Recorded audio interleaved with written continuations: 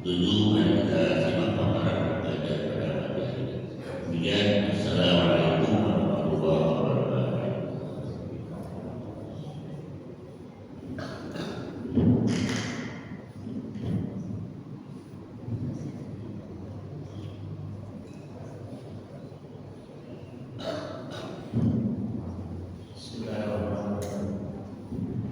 Assalamualaikum warahmatullahi wabarakatuh.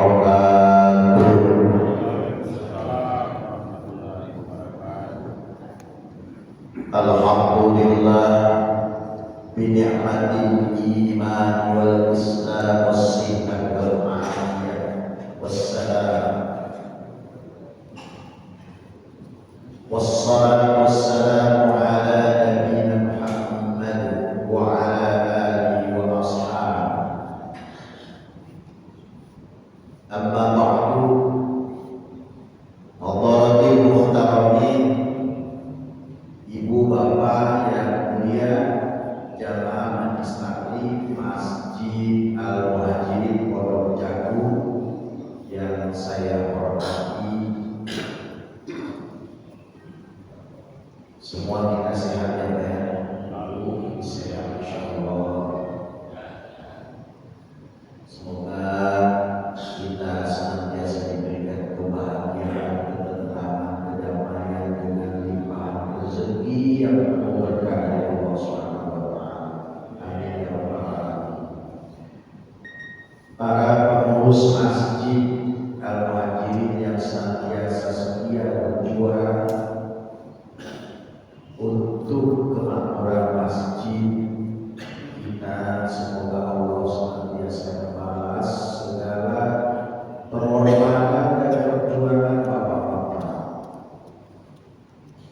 Semoga ini menjadi perjuangan rutin sampai akhir hayat, kemampuan kita berjuang untuk mendapatkan penilaian yang berharga dari Allah Subhanahu wa taala. Kesabaran, keuletan, ketabahan, inovasi dan kreasi mengurus masjid ini mudah-mudahan Allah jaga insyaallah. Bapak Ibu yang dirahmati oleh Allah Subhanahu wa taala, kemudian juga kita berdoa mudah-mudahan jamaah dan masyarakat di Pondok Jagung ini akan terus meningkatkan pengorbanan. Beberapa hari ke depan kita akan melaksanakan Idul Adha atau Idul Kurban. Yang sudah biasa berkurban, baik kurban sapi atau kambing domba, senantiasa istiqomah bahkan tambah. Yang belum, terus niat, Bapak Ibu niat saja sudah mencatat. Niat aja dulu, niat berkurban. Nanti kalau sudah niat, ada rezeki yang Allah berikan tanpa diduga, tanpa dipahami oleh pemikiran kita. Niat saja dulu. Karena niatul mu'min khairun min amali. Niat seorang beriman itu lebih berharga daripada amalnya. Jadi ditanamkan niat dulu. Kalau sudah niat, insyaallah Allah akan memberikan. Saudara-saudara sekalian, pagi ini kita akan mendiskusikan tentang keikhlasan mampu mengatasi stres dan depresi. Coba kita lihat pengertian depresi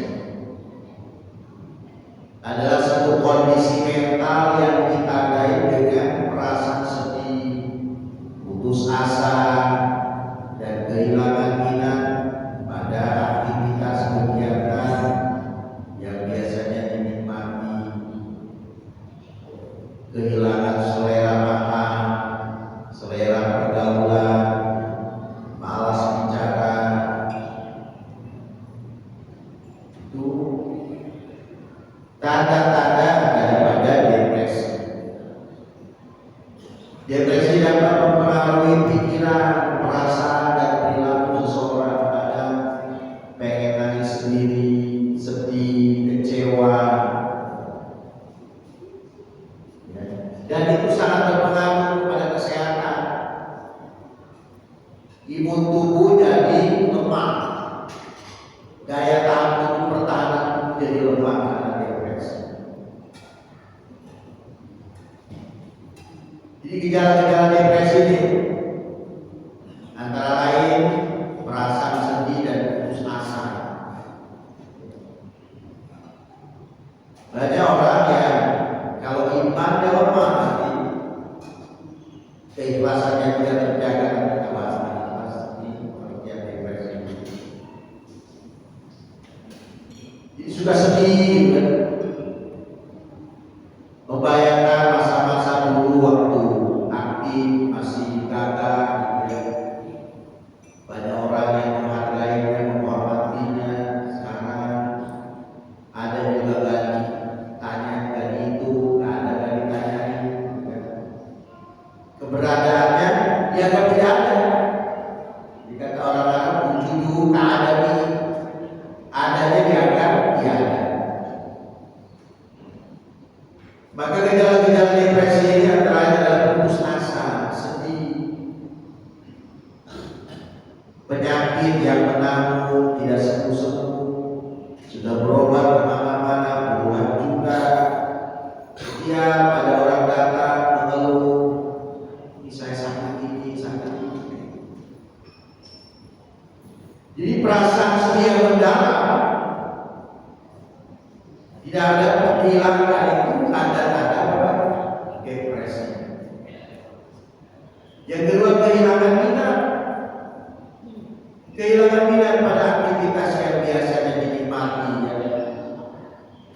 Misalnya anak kita, ayo Pak, kita makan dulu ya. Enggak, Bapak udah gak nyaman, gigi udah pada gugur, penglihatan mulai kabur, kulit mulai kendur, ubah, bertabur, gitu kan?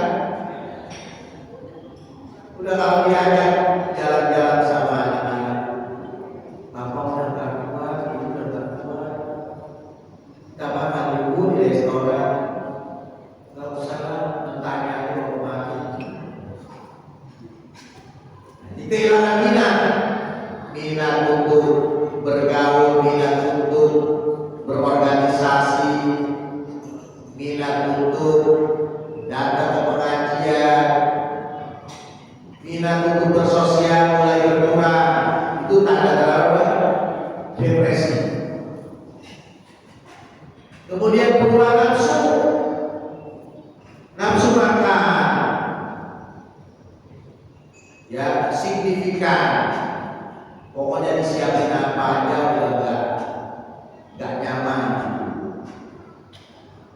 Ini nafsu makan, bahkan nafsu syahwat udah seks, apalagi ya, apalagi laki-laki ya, udah susah ya, udah di toilet udah bangun ya, sekalinya bangun tidurnya lama banget. Kalau orang depresi itu gangguan tidur, sering gelisah gak jelas itu, mata ini sampai dipaksain untuk ngantuk saja, untuk bisa tidur nggak bisa.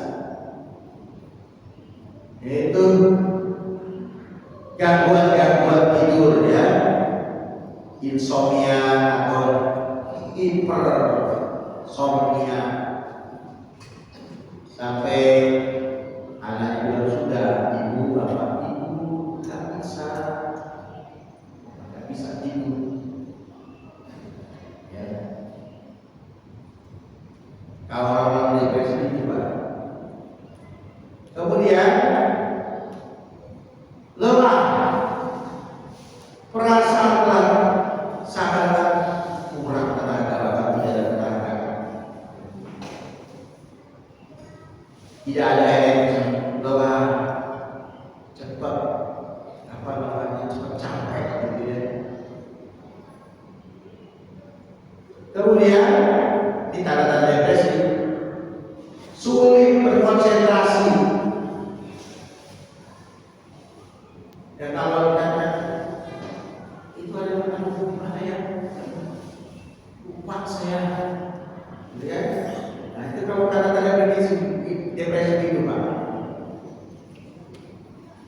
Jadi sulit konsentrasi dan sulit membuat keputusan kalau ada masalah. Gak jelas.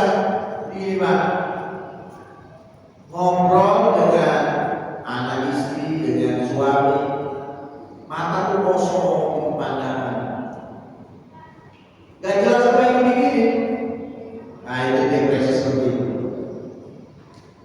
Terus selalu merasa bersalah. Apa saya salahnya?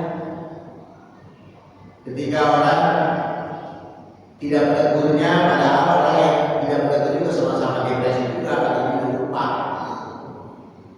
Lewat dan ditegur, salah saya apa ya? Jadi selalu merasa bersalah. Merasa bersalah ini tidak jelas. Kalau merasa bersalahnya banyak berbuat dosa, itu tanda ada kecerdasan intelektual. Jadi ini penting ya sekalian. Bagaimana cara kita dalam masalah kalau dalam psikologis kan banyak. Nah. Kemudian temannya selain depresi apa? Stres. Adalah suatu kondisi mental dan fisiknya disebabkan oleh tekanan atau tuntutan yang berlebihan, baik dalam dirinya sendiri maupun dari lingkungan sekitar. Stres dapat mempengaruhi pikiran, perasaan, dan perilaku seorang serta dapat berdampak pada kesehatan fisik dan mental. Gejalanya satu, perasaan cemas, tegang, cemas, was-was. Cemas saja. Kita sudah berangkat kemana-mana, kompor dimatiin dulu ya, beli kunci dulu ya. Jadi cemas bawahnya, cemas, rasa cemas,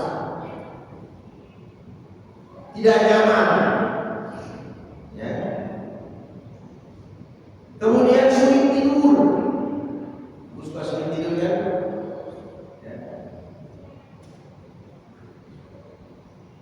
Jadi kalau setiap waktu jatuh, orang yang sering berdebar hati itu pertama waktu jatuh cinta, yang jatuh tempo lilitan. Ya, udah pot-potannya, deg-degannya ya, ini belum dibayar, ini belum dibayar. Itu Pak, hampir sama ya. Nah, bos sekalian, itu akan terjadi dalam kehidupan kita sehari-hari, ya. Tidak bisa dipungkiri. Ya. Saya hari Jumat yang lalu ada pengurus curhat, Ustaz, saya kesel sama istri saya. Kenapa Pak? Saya miara ayam tuh diomelin sama ini, padahal nggak tahu. Saya sebut suaranya itu kalau lagi turun naik kaki sedang. Kalau ayam tuh kan panas tuh kayaknya. Nggak boleh apa istri saya. Kata dia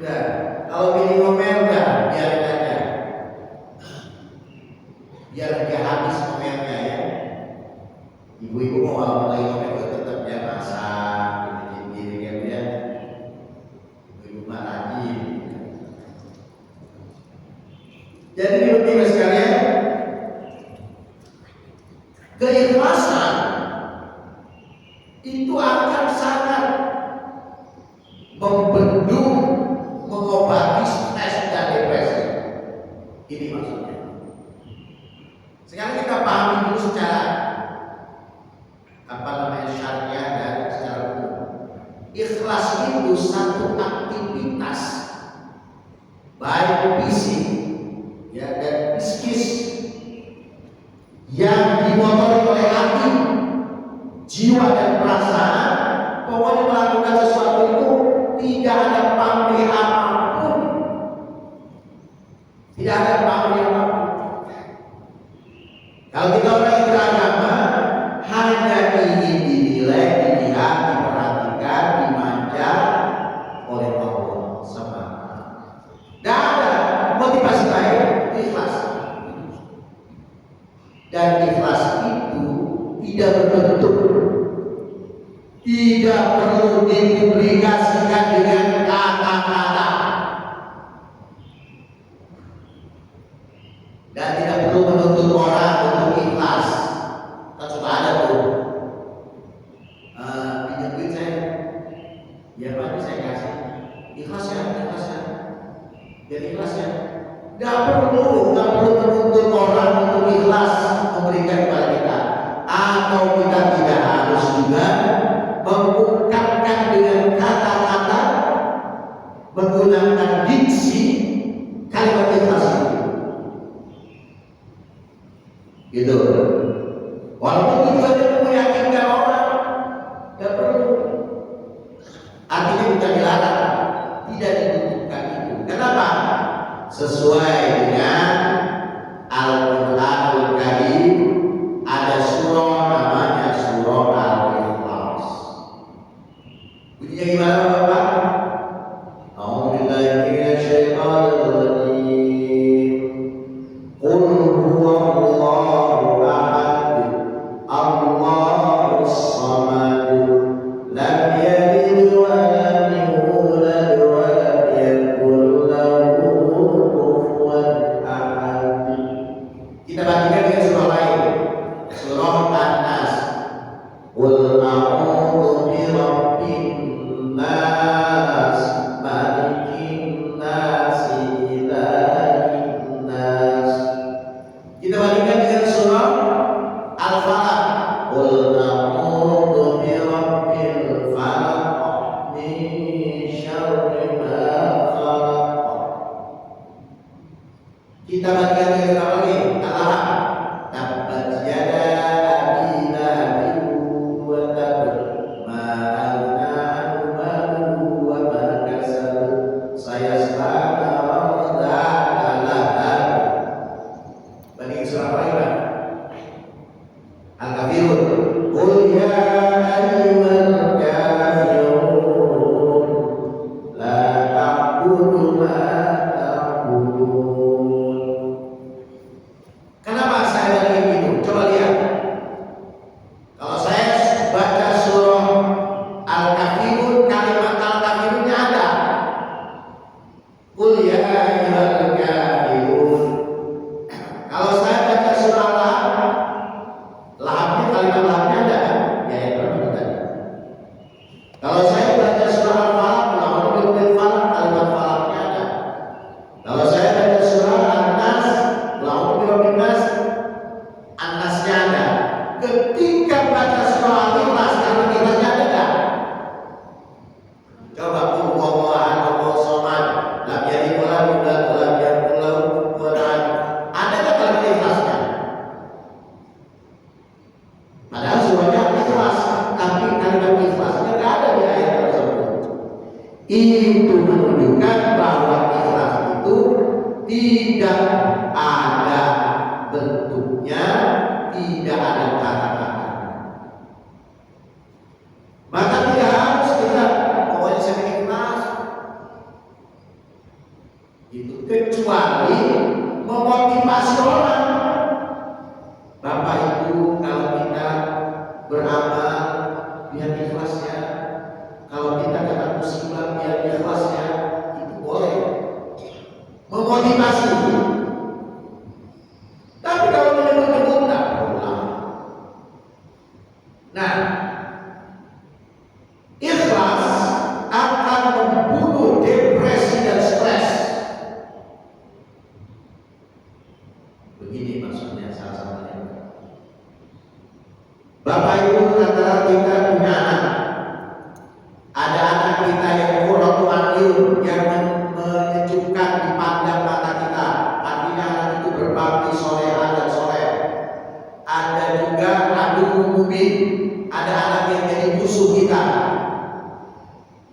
membuat kita ini menjadi gampang marah, gampang stres, depresi, bikin kesel, sampai-sampai kadang terlontar di antara kita suami istri kalau lagi ngobrol berdua, ya Pak, anak kita Masya Allah dari kecil dirawat, sekarang sudah dewasa, sudah keluarga, gak ingat sama kita gitu. Nah, di antara kita bisa saja suami istri yang ngomongin, iya ya Bu, kata suaminya, sedih kita, sakit hati kita sama anak. Saya punya tetangga, satu ketika dia mau berobat betul dan ambil 80 laki-laki. Nah, pohon kelapanya itu masuk ke pekarangan saya. Saya minta izin, saya berikan kompensasi untuk ditebang. Tebang aja Ustaz, karena sifatnya kalau dibayar itu karena saya rumah di satu tempat saya ada rumah apa namanya kejatuhan pohon dan tempat saya suka. Ya saya rumah tenang aja, bawa banyak anaknya. Ustaz, ya anak saya kepet rumahnya dengan saya. Sudah saya kali usaha DP rumah sebulan sekali udah pernah nengok DP rumahnya, cuma beda dapur doang.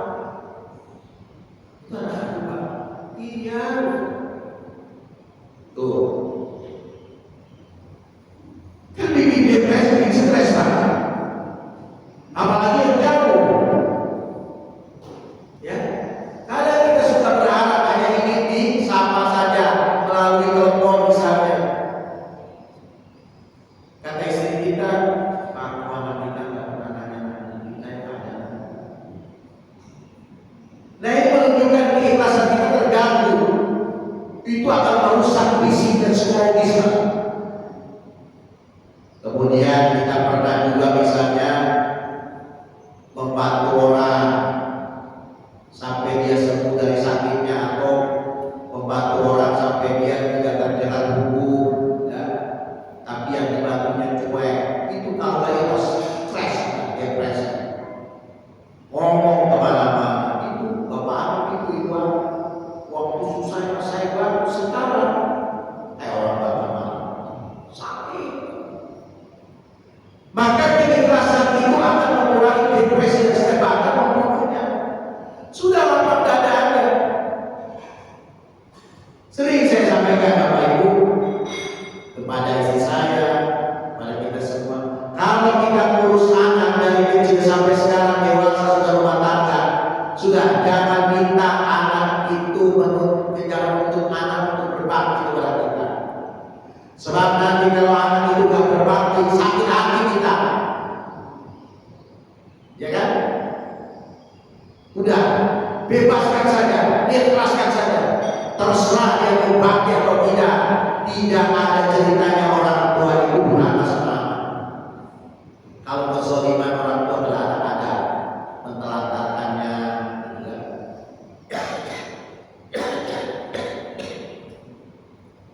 jelas sekalian, karena seringnya depresi dan stres, keikhlasan yang sangat minim, jangan kurang, maka orang-orang di sekitar kita, di negeri kita ini seakan-akan umurnya terbatasi,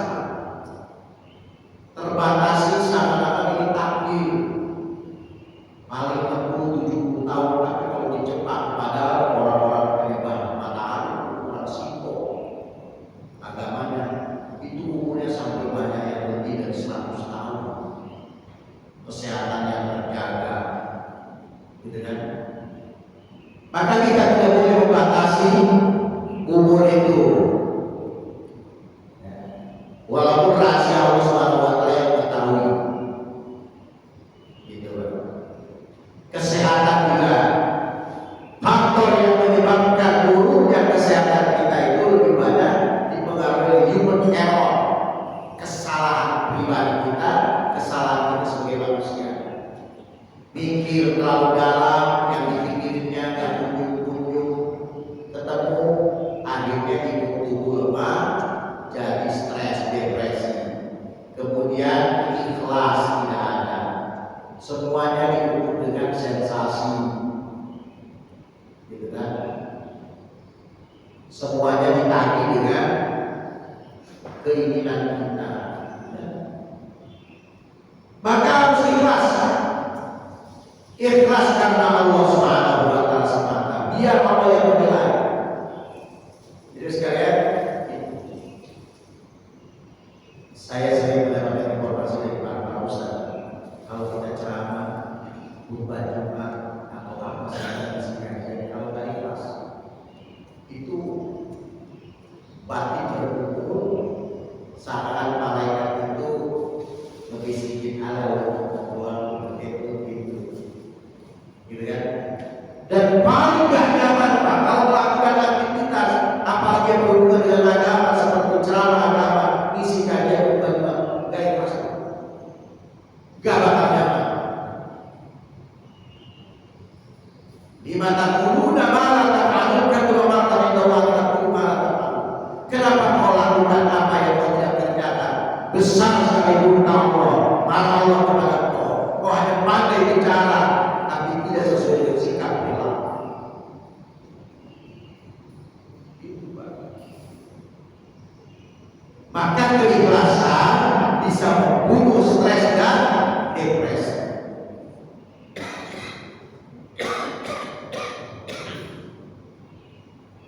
Ini nanti Idul Adha kan bapak-bapak sebagian dari panitia kurban kan.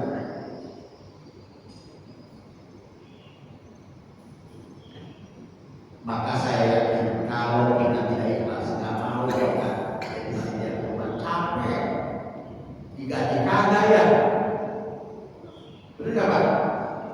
Ngurusi dewan kurban orang dan jadi perwakilan orang yang berkorban, belum lagi ngatur kupon pembagian, Masya Allah, itu kalau nggak ikhlas rugi. Saking ikhlasnya itu panitia kurban, kalau kurban hari ini dengan yang tahun kemarin masih sedikit, masih bingung dia. Gak seperti tahun lalu Pak, sekarang cuma 20 ekor sapi, kemarin 25. Padahal itu manusia, gak ada apa-apa. Tapi karena ada nilai-nilai kemanusiaan, dia bikin apa? Nanti mustahil yang membudak datang, yang gak dapat kupon masih bukuin, kan itu Pak. Nah, jadi kita boleh mencontoh sebuah keikhlasan itu dari panitia korban. Mereka begitu sibuknya, saya kebayangin dari pagi Pak sampai larut sore, pagi-pagi dari itu bagian takut diteguh, Masya Allah. Makanya yang berkorban itu bersyukur kepada para panitia Pak. Ya, kalau suruh potong sendiri bagi sendiri capek. Di Indonesia saja ada kepanitiaan kurban, di Eropa nggak ada. Kita bersyukur ada bikin panitia kurban itu adalah perwakilan yang berkurban. Perwakilan, maka orang yang berkurban kalau sudah menitipkan, mengamanatkan hewan kurbannya kepada panitia, udah nggak usah ngatur-ngatur. Ini ada orang yang berkurban ngatur, nanti tolongnya hatinya kasih anak saya, tolongnya butuhnya nanti buat saudara saya, potong aja sendiri. Nah ini keikhlasan. Jadi rugi sekali. Selain rugi, ketidakikhlasan itu akan mengundang stres dan depresi. Saya akan bilang, Ibu, kalau kita sudah membantu orang sudah, bebasin aja. Gak usah diakses, terserah dia mau dia mau balas atau tidak ada masalah. Itu buat kita aja. Karena kalau kita mengingat kebaikan kita yang kita berikan kepada orang lain, stres, depresi, dan keikhlasan itu akan menumbuhkan kesabaran. Ya, misalnya kita punya suami karakternya dari buruk aja, nggak boleh salah sedikit, tak beramai. Udahlah, bismillah. Bagaimanapun dia suami saya, dia apa itu? Bukan laki juga udah buat ini, ya ngapain udah, karena laku. Terima aja. Begitu juga suami punya istri bawel, ya.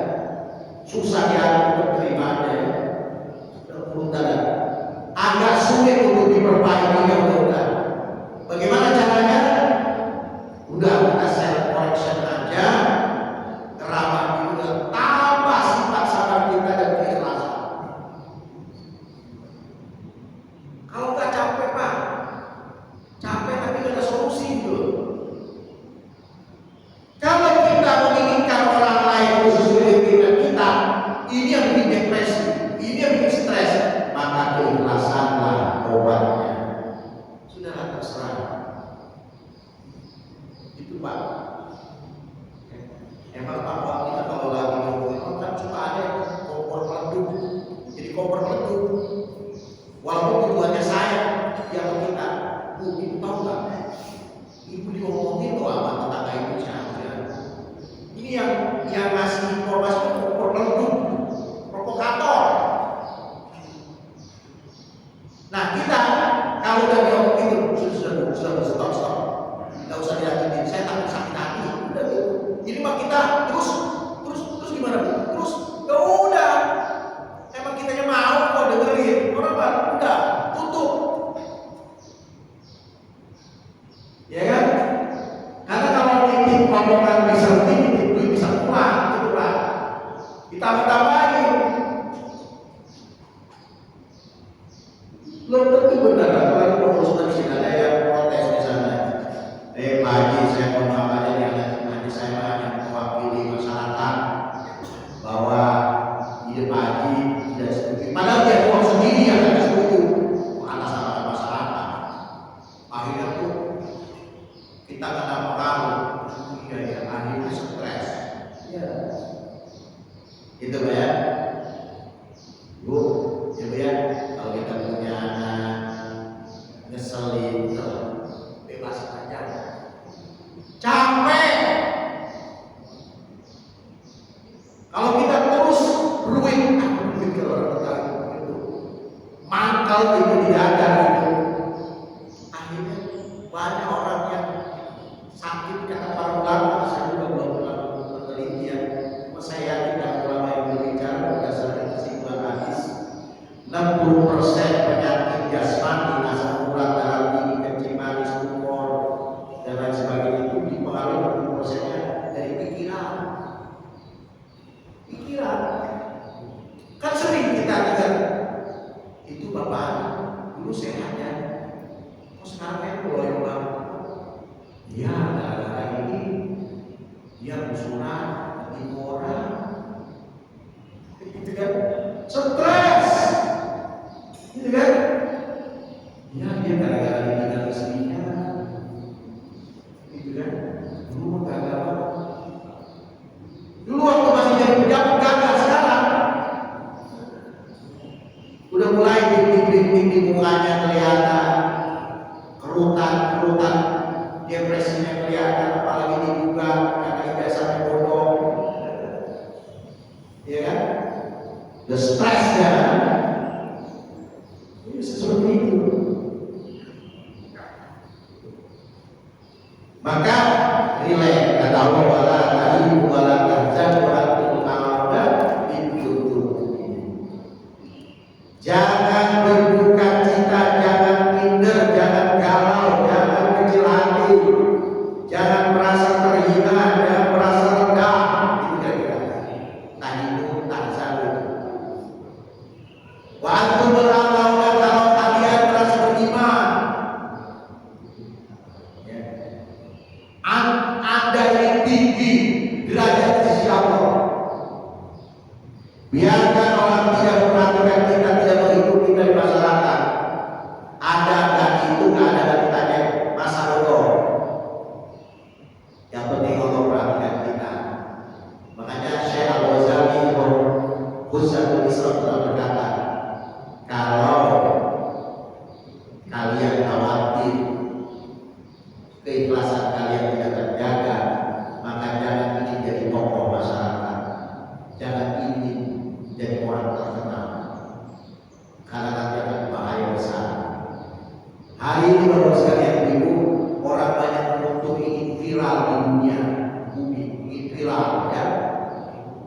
ingin mendapatkan penghargaan, penilaian orang lain, tapi tidak ada keinginan untuk viral di penduduk langit.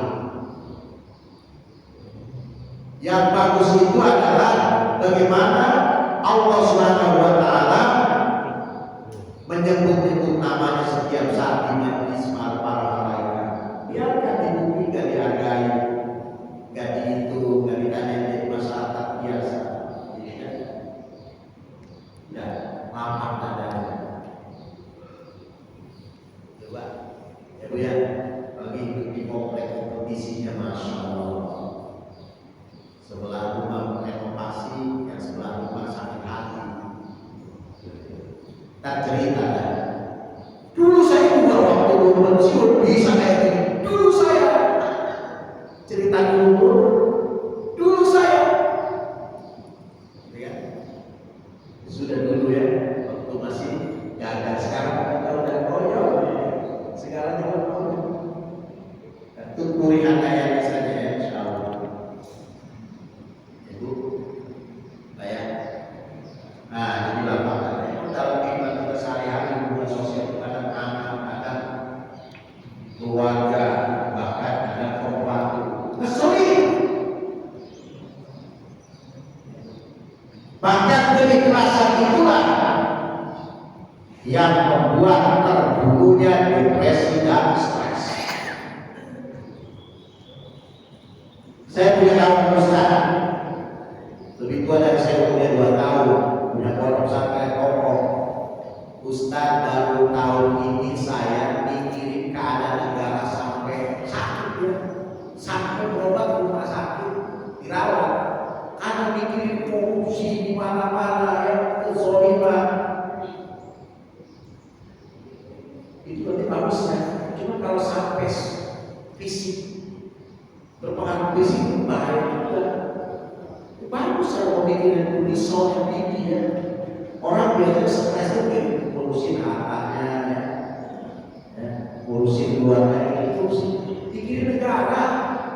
Gak separah dulu zaman Soeharto. Saya gak pernah mikir sampai stres begini. Karena sekarang ada media sosial. Dulu kita kan cuma media mainstream kan, cuma televisi. Itu juga settingan semua, diatur oleh pemerintah, corongnya pemerintah. Maka Rocky Gerung bilang, produk membuat hoax yang terbesar, yang terhebat, yang terkuat adalah pemerintah, karena semua punya fasilitas dan infrastruktur. Gitu. Nah, bagaimana kita ya menghadapi keadaan? Memang gak mudah sekalian, karena kita melihat teman, saudara, keluarga itu ada yang suka ngeselin. Nah, ketika ngeselin itu penilaian kita apa? Kadang kita membawa diri sendiri supaya dipahami oleh orang lain, itu yang membuat stres. Harus jadi balik, bagaimana kita mengupayakan supaya kita memahami karakter, sifat, tabiat, perilaku orang tersebut. Bukan kita ingin dipahami. Repot Pak. Kalau kita hidup ingin dipahami karakter, sifat, keinginan kita oleh orang, repot, stres kita. Maka kita berusaha dengan ikhlas. Bagaimana caranya kita bisa memahami karakter orang. Orang yang karakter sudah begitu, yang lain gitu kan? Iya aja.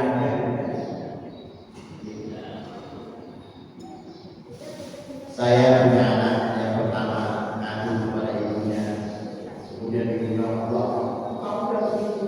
Saya bilang, kalau orang tua ngomong, udah dengerin aja, biarin aja. Orang tua pakai punya tinggi, nggak mau dia dikoreksi sama anak, udah. Kamu anak ikutin aja, walaupun udah sedikit yang kemudian. Yang penting yang penting. Kan kita juga seperti itu Pak. Kalau dikasih tahu kan, dengerin kalau orang tua ngomong. Orang tua kan egonya tinggi, merasa salah satu faktor yang membuat orang tua tinggi egonya kepada anak, karena merasa anak itu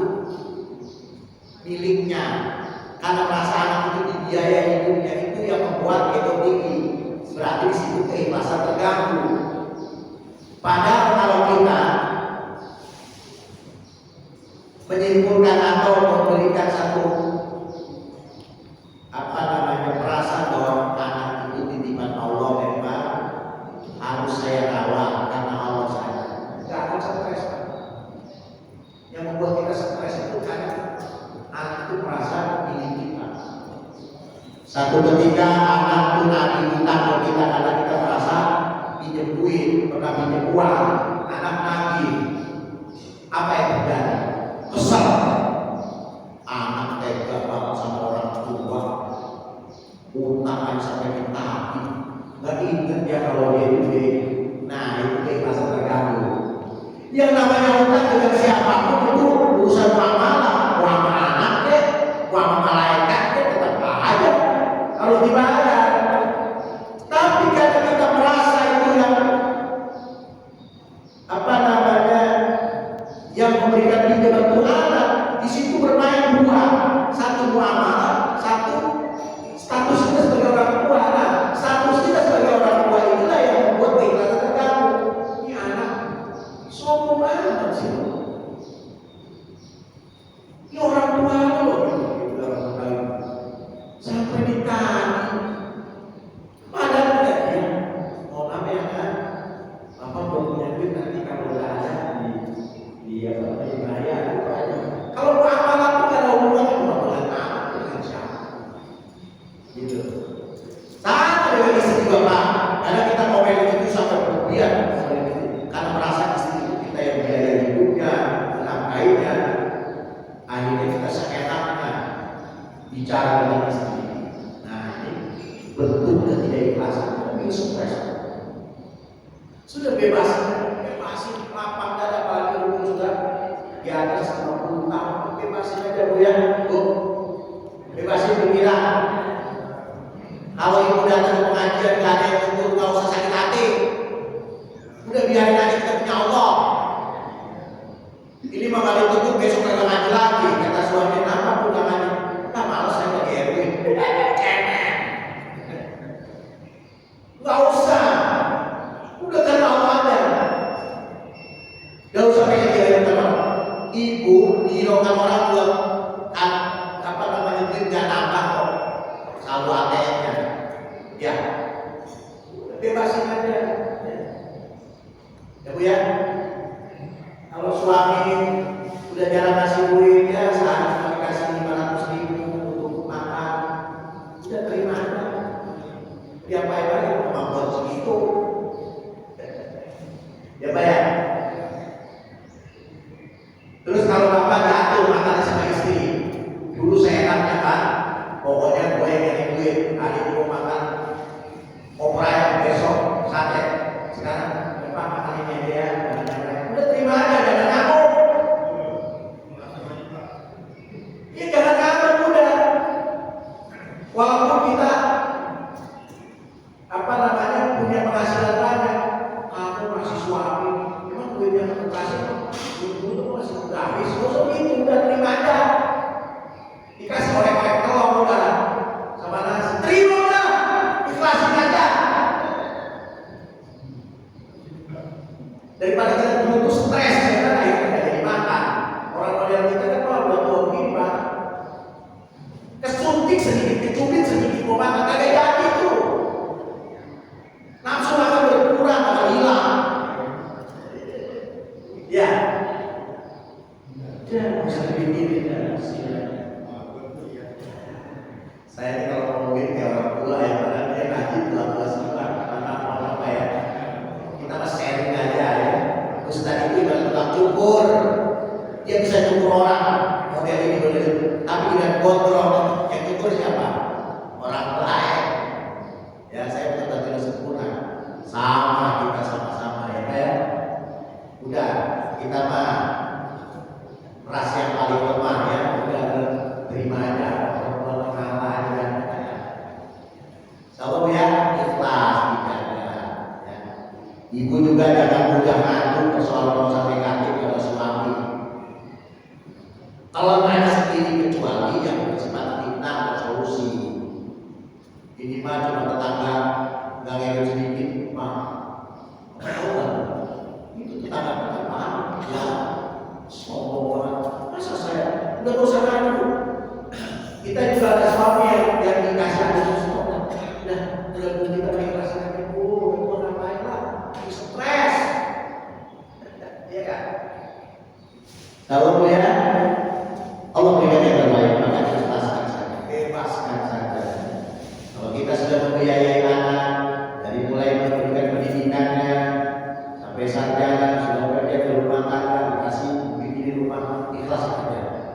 Jangan menuntut anak untuk berbakti kepada kita.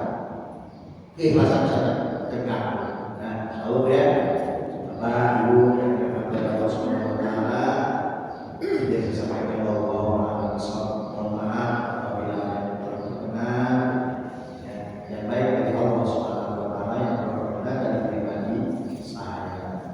Ayo sama-sama kita kuatkan keikhlasan kita untuk membunuh stres dan depresi dalam kehidupan kita. Mari kita berdoa kepada Allah supaya kesehatan kita dijaga. Kemudian kalau bisa kita menjaga anak-anak kita sehat dan kalau berbakti kepada orang tua. Kita doakan masyarakat kita semakin banyak yang berkorban ya, di tahun ini, insyaallah. وفق الكريم اللهم صل على سيدنا محمد في الاولين والاخرين وبارك وسلم ورضي الله تعالى عن رسالة اصحاب رسول الله اجمعين. بسم الله الرحمن الرحيم. الحمد لله رب العالمين حمدا يكفي نعمه ويكافئ مزيدا يا اول الاولين يا اخر الاخرين يا ذا القوه المتين يا رحيم المساكين يا ارحم الراحمين. اللهم اهدنا واهدنا واجعلنا السبب لمن اهتدى.